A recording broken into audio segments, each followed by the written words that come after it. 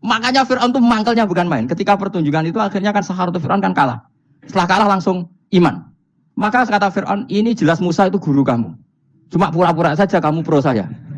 Lah buktinya apa? Jare buktinya tadi monggo-monggonan gitu. Jadi pas mau duel adu sihir. Iku dalah dekne mendingan ya. Qalu ya Musa imma antulqiya wa imma annakuna nahnul mulki. Monggo jenengan riyen napa kula riyen. Dadi gara-gara dekne didikan Jogja niku. Lah wong ape duel, mestinya tarung itu semakin cepat mengambil kesempatan kan semakin menang. Ini sudah jelas tarung. Ngapunten jenengan riyen napa.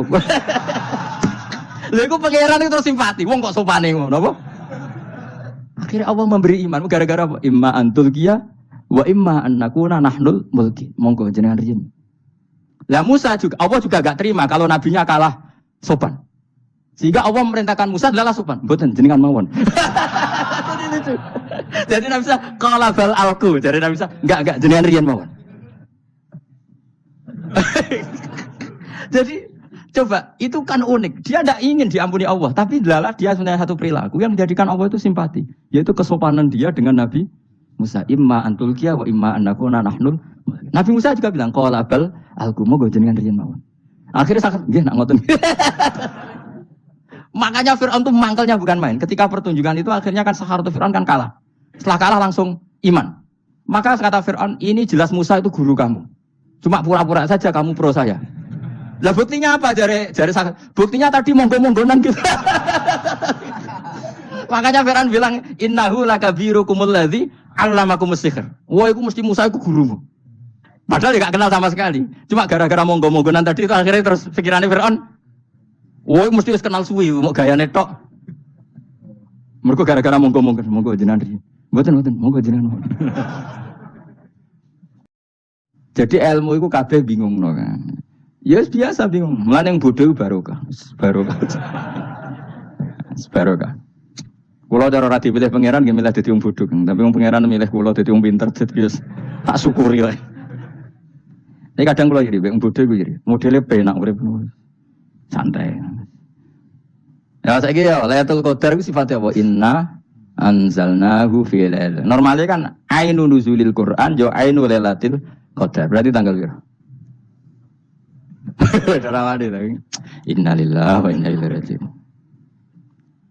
Kita warai ilmu cara wong alim. Meskipun sampean boleh bantah siji yo kadang keterbatasan ilmu. Nomor loro hasud, bantah kan sebagai macam-macam. Hasud, nomor telu bantah gue kegiatan. Kayak wong kuliah nak agak kritis kan darani ra pinter. Jadi cocoklah ya kudu bantah. Nggo khas-khasan cerdas apa? Nomor 4, bantahan itu sifatnya wong wedok. Menang kalah protes. Berarti kowe ora lanang berarti wedok, tukang protes itu wedok. Nomor 5, bantah itu berarti dia punya keiskalan tapi enggak bisa keluar dari keiskalan itu. Jadi problem Anda ditimbangkan ke saya, itu ya ora sopan. Problem-problemnya dhewe kok ditimbangkan ke saya. Begini terang no. Hukumnya Allah Ta'ala itu ada yang berstatus itu lugu. Lugu itu ya lugu ummi. Karena agama ini memang ummi. Ummi itu lugu. Sehingga agama ini tidak perlu diterangkan. Ngendikannya Abu Hanifah, agama ini ketika datang itu orang lugu. Lugu itu murni. Murni itu proporsional. Sehingga sifat ummi itu baik. Misalnya saya bilang gini, rungon awas kena keliru. Kalau kamu sholat itu batal kalau makan. Itu ukurannya 1 upo apa 1 piring? 1 upo kan? Itu sudah batal. Terus kalau saya bilang gini, Cung nak tamu keimangan, itu sak piring tak sak upo. Ndak jawab ya? Sak piring, orang iso misal, tak keimangan, gue sak upo. Nah, lalu Anda ditanya gini, lalu definisi makan itu apa? Memasukkan 1 piring ke mulut, apa 1 upo ke mulut? Dalam bab sholat, 1 upo ke mulut itu makan. Tapi dalam bab hormat tamu itu 1 piring. Setuju ya? Tak warai pinter gitu. Ayo tak warai ya. Wes setuju ya? Wes pinter. Lu jawab wes pinter. Urung. Lailatul Qadar ya kono. Misalnya Lailatul Qadar menjadi super karena ada sesuatu yang super turun, yaitu Lailatul Quran. Jadi menjadi super karena yang turun adalah sesuatu yang super. Dan itu artinya tanggal. Loh, salah nih aku cek. Iku utek tanggal 21 kabeh sing ngaji ning ngene. Wes jelas inna anzalnahu fi lailatul qadar. Hurujuke ning ndi? Quran kan? Wa ma adraka ma lailatul qadar. Lailatul qadri khairum min alfi syahr. Makanya Lailatul Qadar itu ya bisa saja tanggal 1 kemarin sudah kelewat. Mbok entah ini Jibril baris dada atau mungkin Sa'ban. Jadi perdebatan ulama tentang Lailatul Qadar, malah ada wali yang bilang saya tiap hari mendapat Lailatul Qadar. Nah, itu malah ra kelas meneh, malah pusing, malah napa? Pusing. Udah gak usah mikir itu. Jadi hukumnya Allah itu ada dua. Ada hukum itu lugu dan ini bagus. Makanya saya itu kenangan saya terbaik dalam membela Allah dan Rasul. Saya ulang lagi, kenangan saya terbaik dalam membela Allah dan Rasul itu masalah faraid.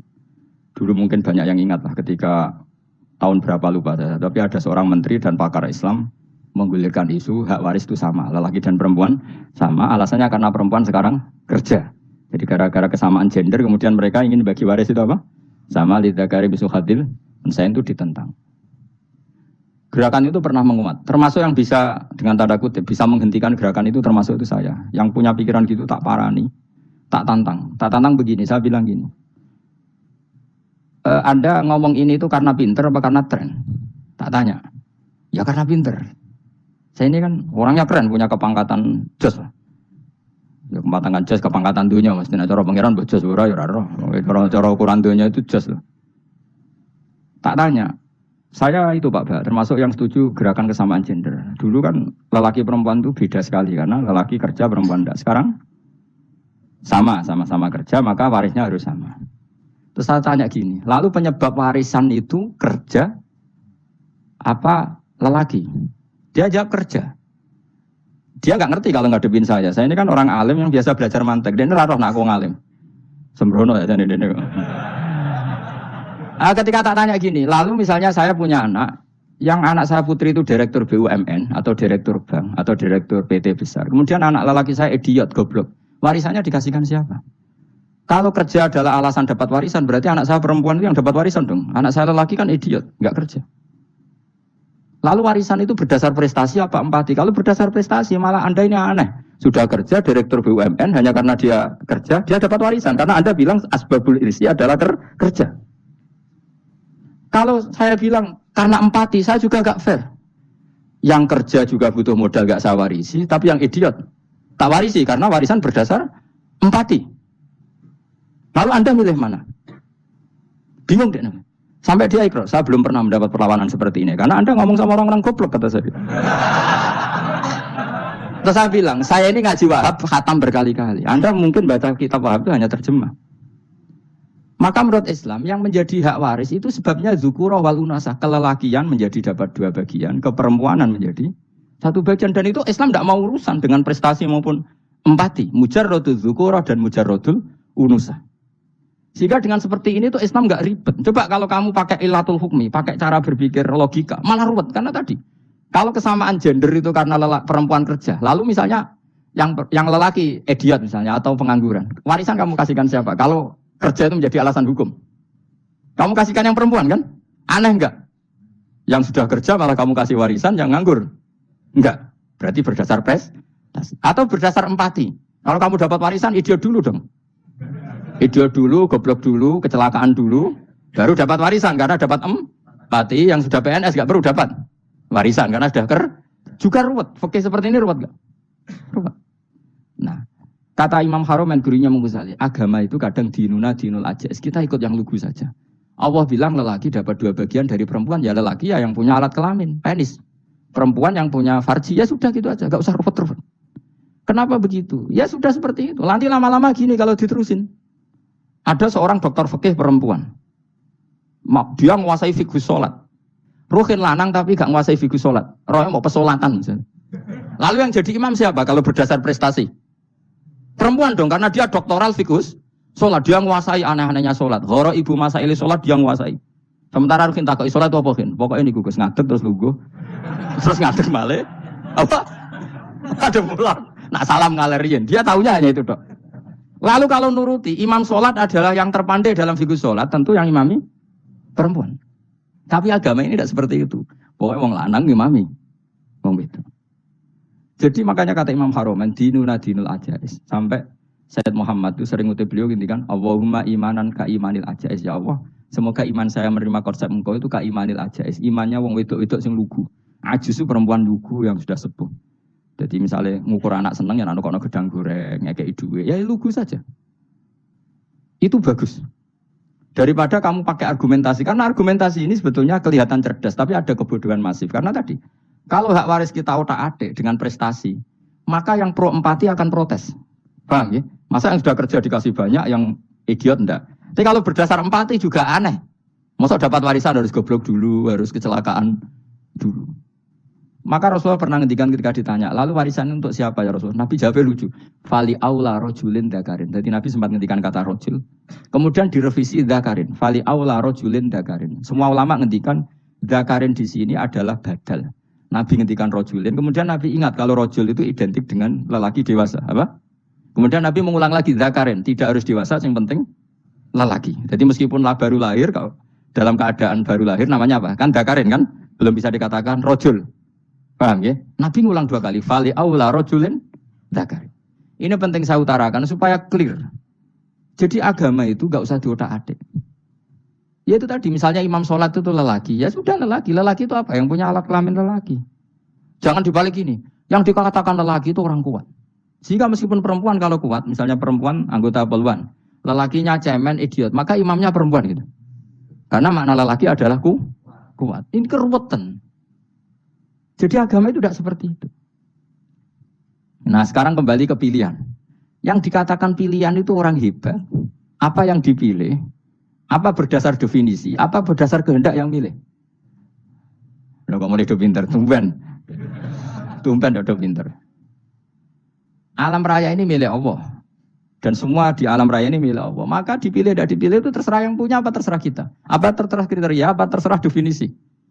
Dalam konteks kita sebagai objek diambil, tentu terserah yang punya. Kemudian Allah bilang, orang-orang itu saya pilih. Nah kalau milihnya Allah berdasar kepunyaan, tentu Allah boleh dong memilih orang yang sebetulnya berstatus dolim. Ya tapi ya tetap dia dolim, tapi ya tetap dipilih. Kenapa ya? Karena Allah yang punya. Saya misalnya orang kaya, boleh nggak punya HP buruk? Boleh kan? Terserah saya. Saya orang kaya, beli HP mahal, medium, dan paling buruk. Boleh enggak? Boleh saya yang punya. Enggak boleh, Gus, orang kaya harus beli HP yang mahal. Yang bilang harus siapa? Nah kegoblokan kita ini seperti ini. Nak sung sugih HP ini kudu larang. Nak wong alim kudu bojone ayu. Sing kudu darani kudu ayu ku sapa? Nak maji jalan nang tumbu swarga. Lho kudu iku sing swargane mbam tapi kudu. Nah, kita ini sering berpikir ngatur Tuhan. Nah Indonesia negara yang mayoritas muslim terus Islam Indonesia kudu dadi sampling Islam seluruh apa? Dunia. Ya ora usah sombong ngono ya keben. Mayoritas juga wonge kakean ngono ae. Ora perlu GR jadi sampling percontohan Islam internasional ora perlu ngono. Kan misalnya terus dadi contoh misalnya nang Masjid Haram niru Jumatan ning Indonesia berangkat mbek do rokokan. Bariku teki diusep-usep nang pojok pager. Lah misalnya wong Mekah terus do ngono kabeh karena mencontoh Islam Indonesia. Kacau ya? Ora usah GR ngono biasa wae. Napa? Biasa wae. Terus misalnya mencontoh Islam Indonesia nak jaran Wali Songo terus tahlilan nunggu nganti setengah jam. Lah terus raudhah dikepung ngono rak macet Mekah Madinah. Mergo agar ziarah Nabi terus nunggu apa? Sak jam. Nak ning Wali sak jam ning Nabi 2 jam lah kira-kira gitu. Ya malah nganyak Kanjeng Nabi dong. Nabi sekaruan Afdhalul Khalqi mbok dongakno wa maghfir lahu warhamhu. Iku malaikat sak langit miso. Ya Nabi kok dongakno di sepuro. Kowe tapi ya butuh sepuro. Enggak boleh doakan Nabi gitu enggak boleh. Wa sholli ala sayyidina Muhammad wa ala alihi enggak boleh pakai ighfir lahu. Masalahnya tahlilan apalem donga iku terus kamu gunakan. Ya misalnya terjadi percontohan Islam dunia terus Nabi kapundhut ditalkin, ditakoki waman rabbuka piye. Terus Nabi warai waman nabiyuka. Mesti Nabi yo pro, laku Nabi coba takoki. Jadi kita ini sering kumo luhur karena kita mayoritas terus jadi percontohan Ora usah ngono. Paham ya napa? Ndak usah ngono, mayoritas sae tapi ora usah GR jadi apa? Percontohan internasional. Mungkin kalau masalah Islam damai ya bagus. Tapi itu kan tidak hanya Indonesia. Di mana-mana yang Islam damai juga banyak. Dan yang tukaran juga banyak. Toh yang tukaran nggak pernah maklumatkan diri ini percontohan janda. Ya biasa saja. Saya ulang lagi ya. Maka menurut saya nggak akan benar pendapat Khawarij atau pendapat Islam yang keras bahwa orang dosa besar itu keluar dari Islam. Karena ketika Allah mengatakan kemudian aku pilihkan kitab ini, tak kasihkan orang-orang yang saya pilih. Itu diantara yang pertama adalah meskipun mereka sebagian tetap zalim. Artinya tetap zalim itu tidak menjadi dia keluar dari status Islam. Paham ya? Sekarang saya tanya, yang dikatakan warga Indonesia itu siapa? Ya siapapun yang bergeografis di Indonesia, lahir sebagai akta Indonesia, ya orang Indonesia. Kemudian ada yang penjahat, ada yang maling, kita penjara. Apa dia keluar dari kebangsaan Indonesia? Enggak kan? Sama ketika orang Islam menjadi zina dan fase koruptor, keluar dari Islam enggak? Enggak. Karena Allah tetap bilang famin. Apa? Famin. Jelas ya? Wes kayak ngarah Khawarij. Kenapa? Kalau Khawarij cara berpikir itu ekstrim. Setiap dosa besar itu mengeluarkan orang dari status Islam. Itu bahaya sekali. Karena nanti kalau itu iya, kita akan kehilangan banyak orang apa? Islam. Makanya Nabi nanti ngendikan, saya berharap yang nanti masuk surga dari umatku itu separuh, 2/3. Itu kata ulama-ulama. Kalau kita pakai mazhab Khawarij, orang Islam itu tidak sampai 1/3. Karena banyak yang keluar dari Islam. Duwe keris gak Islam, duwe akeh ra Islam. Nglakoni jimat gak Islam, nyekel patok gak Islam, dosa gede gak Islam, korupsi gak Islam. Terlalu banyak yang kita usir dari Islam. Lalu kita ngusir atas nama apa? Coba. Kalau atas nama Tuhan, kamu tidak Tuhan. Atas nama wakil Tuhan, Tuhan tidak pernah mewakilkan ke Anda. Orang-orang mandate. Yang kita tahu dari Quran ya ayat ini, tsumma awrasnal kitabal ladzina astafaina min ibadina. Kemudian kitab ini tak kasihkan orang-orang yang saya pilih. Dan orang yang saya pilih itu faminhum zalimul li nafsi. Dan sebagian dari itu adalah orang zalim. Dan itu jelas bagian dari itu. Artinya keluar apa masuk? Keluar apa masuk? Masuk. Meskipun ya yang zalim tetap berstatus zalim. Kayak warga Indonesia, ini semua warga Indonesia. Paham ya? Yang maling ya tetap warga Indonesia. Meskipun ya tetap maling.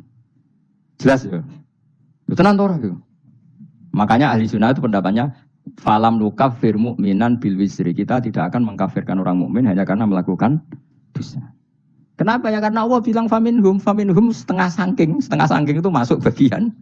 Dan itu luar biasanya Allah disebut istofaina. Tetap orang-orang pilihan. Maka ini penting saya utarakan supaya kita ini tidak sok-sokan. Terus yang zalimul nafsi pun potensi dimaafkan sama Allah. Asal dia tobat, dan tobat itu sama Allah nggak ada batasnya. Malam yuhur kiri sampai apa? Nafas apa? Terakhir. Dan kadang orang itu sebetulnya nggak niat tobat, cuma ada perilaku tertentu sehingga dadian Allah itu simpati. Itu juga banyak yang diterima tobatnya Allah. Makanya kata ulama-ulama itu, istighfar itu tidak syarat diampuni. Yang menjadi orang terampuni itu kehendak Allah. Istighfar itu bagian kecil dari syarat-syarat itu. Tapi bisa saja orang tanpa istighfar tapi diampuni Allah. Misalnya Allah dawuh, wa yaghfiru ma duna dzalika liman yasha. Itu bukan liman yastaghfir tapi liman yasha. Contoh masyhur kan, kamu pernah dengar kan ada orang nakal itu, Mumisah itu ya kira-kira lonte atau apalah. Dia datang pulang ketika melihat anjing ngeleti pasir, dia berpikir ini kehausan kayak saya. Kemudian dia turun ke sungai memberi minum anjing itu, kemudian Allah memaafkan dia karena itu. Pas itu di semua hadis riwayatnya dia tidak pernah istighfar. Telah punya perilaku yang menjadikan dia diampun. Banyak enggak seperti itu? Banyak, makanya wa yaghfiru ma duna dzalika liman yasha. Mayasa itu ya yang digedaki Allah. Bisa saja kalian ini sering istighfar tapi enggak dimaafkan Allah. Tapi Delala punya satu perilaku yang cara Allah itu penting, kemudian dimaafkan. Kayak Saharatu Fir'aun, itu dia tidak pernah istighfar, tukang sihir Fir'aun. Dia diampuni Allah, dikasih iman tuh gara-gara jadi wong Jogja. Terus menutup. Jadi pas mau duel, adu sihir. Ikut Delala dia mendingan ya. Qalu ya Musa imma antulkiya wa imma annakuna nahnul mulkin. Monggo jenengan riyen napa kula riyen. Tapi gara-gara dekne didikan Jogja niku. Lah wong ape duel, mestinya tarung itu semakin cepat mengambil kesempatan kan semakin menang. Ini sudah jelas tarung. Ngapunten jenengan riyen napa. Lha iku pangeran itu terus simpati. Wong kok sopane ngono apa? Akhirnya Allah memberi iman gara-gara apa? Imma antulkiya wa imma annakuna nahnul mulkin. Monggo jenengan riyen. Lah Musa juga Allah juga enggak terima kalau nabinya kalah sopan. Sehingga Allah memerintahkan Musa adalah sopan. Mboten jenengan mawon.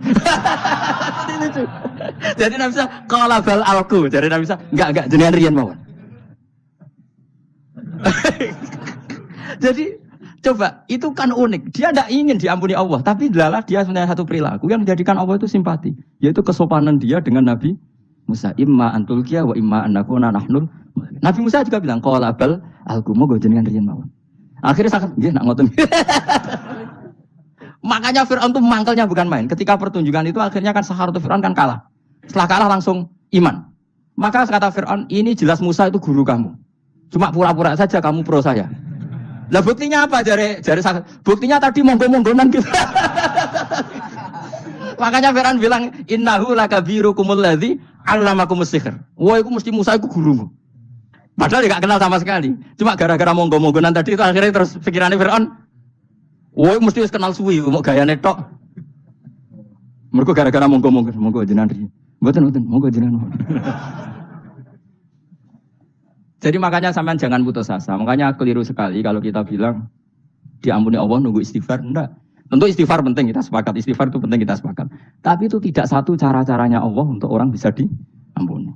Nabi misalnya yang dikatakan ana wa kafilul yatim kahateni fil jannah. Coba. Orang sering istighfar sama kafilul yatim, kira-kira surganya cepat mana? Cepat kafilul yatim meskipun enggak istighfar. Boleh istighfar terus tapi medit ira karuan. Tak jamin pun rokok alamatnya medit jelas nih rokok aku roh. Terus jelas. Al-Bakhil itu koribun minan nar, jelas alamatnya deket-deket situ lah. Paham ya? Wis jelas as-sakhi koribun minallah, koribun minan nas, baitun minan nar. Nah al-bakhil baitun minallah, baitun minal jannah, koribun minan nar. Jadi yang medit itu ya deket-deket situ alamatnya sudah jelas deket-deket neraka. Ana wa kafilul yatim kahateni fil. Berapa? Apa semua yang dimaafkan Allah Nabi nyebut syaratnya istighfar? Kebanyakan malah enggak. Orang alim misalnya. Makanya orang alim kalau jarang istighfar kamu enggak usah iri. Orang alim tuh mulang tok, itu langit bumi mintakan ampun. Wa innal alima lastaghfirulahu man fis samawati wa man fil ard hatta khitan fil bahr. Orang alim itu otomatis dimintakan maaf oleh langit dan bumi sampai iwak ning laut. Mereka jeneng aku sebab jarang istighfar. Aku sing istighfar isa akeh sembrono. Langit bumi no. Mulane kula nu jarang istighfar bukan karena saya sombong, memanfaatkan istighfar mereka no. Dan saya yakin itu lebih mandi dibanding istighfar saya. Ngon koman fis samawati nglebokno Jibril, Mikail. Orang-orang keren apa makhluk-makhluk apa keren. Saya baru cari hadis yang wa innal muta'allim sing ijek belajar tapi belum ketemu. Nanti kalau ketemu tak kasih tahu apa? Karena hadisnya yang saya baca masih wa innal alim apa? Orang alim jadi agak ketat. Nah, nanti kalau sudah ketemu wa innal muta'allima. Nanti dicari. Tapi pasti palsu kalau ada itu. Karena semua tagnya itu apa? Alim. Atau ya kamu alim dibanding yang di bawahnya. Ya semoga itu masuk apa? Jadi dibanding orang Papua kan harus alim. Saya ulang lagi, ini penting sekali. Jadi latihlah jangan punya gerakan takfiri orang lain, dianggap kafir, orang lain dianggap kafir. Karena Allah tidak pernah mengusir hambanya. Meskipun apapun salah najiyah, kata Allah tetap faminhum. Apa? Faminhum. Hum itu rujuknya ke yang depan. Jadi termasuk orang-orang yang saya pilih adalah faminhum zolimul linafsi. Tetap dia di arena itu. Nisbatnya Islam ya tetap di area Islam itu. Meskipun yang ya kayak warga Indonesia coba. Warga Indonesia itu siapa? Yang terlahir di Indonesia dan berKTP berkartu keluarga Indonesia sudah. Nanti tentu yang bajingan tetap bajingan, yang koruptor tetap koruptor. Tapi menjadi warga Indonesia terus keluar dari warga Indonesia. Tetap warga Indonesia. Kira-kira seperti itulah analoginya. Tetap istofaina, tapi tetap berstatus faminhum. Tapi rujuknya kan tetap faminhum ikut setengah sangking alladzina istofaina. Mulane ngaji sing tenanan. Kowe ora usah anut khawarit. Khawarit itu apa ngamukan. Sidik-sidik wong liya salah itu apa-apaan. Loh saya juga mangkel be wong dolim. Semua orang soleh mangkel be wong dolim. Tapi ya dihukum saja. Misalnya dalam Islam ada kisos, ada had, ada hadul qadzaf, hadus sariko. Ya hukuman ya hukuman saja. Tapi hukuman itu tidak bisa menghilangkan status. Ya sama seperti manusia tetap manusia. Meskipun apapun dia ya manusia. Ya tadi misalnya manusia itu siapa? Ya manusia itu ya manusia. Terus kamu bikin orang yang standar ideal manusia adalah yang berperilaku baik, yang enggak pernah salah. Kemudian kalau Zaid itu maling berarti tidak manusia. Terus barangnya apa? Ketek. Tidak bisa. Makanya kembali lagi dinul aja. Kamu bikin definisi manusia itu tidak usah seangkuh itu. Manusia seperti ini manusia ya sudah. Maling ya manusia, orang soleh ya manusia, orang sedengan ya manusia. Lelaki itu apa? Yang punya alat kelamin penis itu lelaki titik sudah. Sehingga nanti warisannya ya dia lelaki. Sholatnya dia bergaya. Kamu tidak usah bilang gini. Lelaki adalah yang cakap memimpin, yang maco, yang kuat. Jika kalau tidak seperti itu namanya perempuan. Terus kamu membolehkan yang seperti ini jadi makmumnya perempuan. Imamnya perempuan sing maco. Kacau enggak kalau agama nuruti logika-logika itu? Enggak jawab aja. Kacau. Lalu lucunya sekarang banyak kecerdasan yang mengarah ke sana. Makanya agama ini jadi kacau. Karena sudah ada dinul ajais. Agama ini agama ummi. Ya agama ini agama ummi. Kata Allah huwallazi ba'atsa fil ummiyin. Ummiyin itu lugu-lugu itu polos. Jadi kalau orang polos misalnya gini, ini apa? Kira-kira kalau jawab orang polos ini, jam, bagus kan jam? Jam untuk apa? Penunjuk waktu ya sudah seperti itu. Tapi kalau orang engkek, ini itu apa jam? Itu barang murahan, bulat kan oleh jawab. Ono numpak mobil carry itu apa itu black melaku. Yang mobil itu Alphard. Jadi kacau. Enggak boleh agama dibawa ke sana. Apa? Agama di sana dibawa ke sana. Nah itu madzhabnya ahli sunnah apa? Wal jamaah. Ketika Rasulullah ngendikan la yu'minu ahadukum hatta yuhibba li akhi, ora kok diarti ini ora iman. Sehingga yang menyala itu tidak iman, tidak seperti itu cara mengartikan ahli sunnah wal jamaah. Karena status itu tidak pernah hilang. Yang hilang hanya kesempurnaannya. Paham ya? Kesempurnaan kita jalani manusia hilang karena kita maling, karena jadi koruptor, tapi tetap kita manusia. Kesempurnaan kita sebagai orang mukmin hilang kalau kita fasik, tapi kita tetap mukmin. Paham ya? Makanya setiap hadis gitu kata ahli sunnah la yu'minu imanan kamilan. Wis dong ya. Dong. Ya terus alhamdulillah subhanallah. Ya doa mas malam 22. Malam Lailatul. Aku kadang yang melok goblok aduh. Saya tuh sering dididik sama bapak saya, sekumpul wong akeh kudu melok goblok. Makanya bapak itu kalau ada orang pidato, bapak kan juga enggak suka pidato juga, tapi ya kerso kadang-kadang, saya pun kadang-kadang kerso. Asal sing utus pernah guru, pernah sepuh kadang kerso. Nah, bapak nak bahas pengajian diomongin balik dari bapak, malah bingung. Ngomong apa wae. Coba kita dengan PD-nya bilang Lailatul Qadar itu 21 sampai berapa? 29. Lailatul Qadar. Warna itu malam Lailatul Qadar. Lalu Lailatul Qadar keren tuh karena apa? Karena nuzulul Quran. Lalu nuzulul Quran tanggal 17. Lalu Lailatul Qadar tanggal berapa? Oh, ada nih. Alhamdulillah. Tapi ini jangan jadi keiskalan yang masih sudah difitnah. Coro Gus Bak, ya coro Gus Bak, coro Quran ngawur itu. Sembrono. Memang aku tidak pendapat tentang Quran, ya ndak ayatnya seperti itu. Maka yang benar, Lailatul Qadar itu kata ulama-ulama dulu, orang yang beramal soleh, ya itu sudah anggap saja dapat Lailatul Qadar. Ora usah ndelok esuk-esuk ndelok srengenge, blerengen ta ora, ora blerengen berarti untuk Lailatul Qadar. Jan mendung kan blereng iki. Terus bengi angite sayup-sayup. Anggere dini hari ya sayup-sayup blok-blok aneh-aneh wae. Lah nek pikir segoyo ora, berarti wong laut gak taran untuk Lailatul Qadar, ke segoro gitu langine bianter. Lah nek ning Dieng ya mesti sayup. Mau angin tok gunung wis kesel dadi ora sayup-sayup. Gawe ukuran ojo ngono, gawe ukuran ngono rak wong Dieng luwih ngrasa entuk Lailatul Qadar timbang wong segoro kidul. Ke segoro kidul langine apa? Buanter. Padahal alamate piye? Sayup-sayup. Mana-mana. Maksudnya alamat ngono iku ora ngono, maksudnya ayat iku Kanjeng Nabi mbadawa ngono maksudnya ora ngono. Wes dong ya. Ayo Lailatul Qadar tanggal. Aku semeneng wong bodho. Kowe enak urip wis happy no? Happy. Ya saya ulang lagi ya. Jadi kejati dirian itu tidak bisa hilang dengan standar keidealan. Yang hilang itu standar apa? Keidealan. Misalnya kita maling ya, eman lah sebagai orang mukmin kok maling. Warga Indonesia kok kriminal tuh eman, tapi dia tetap orang Indonesia. Orang Islam tetap Islam meskipun dia fasik.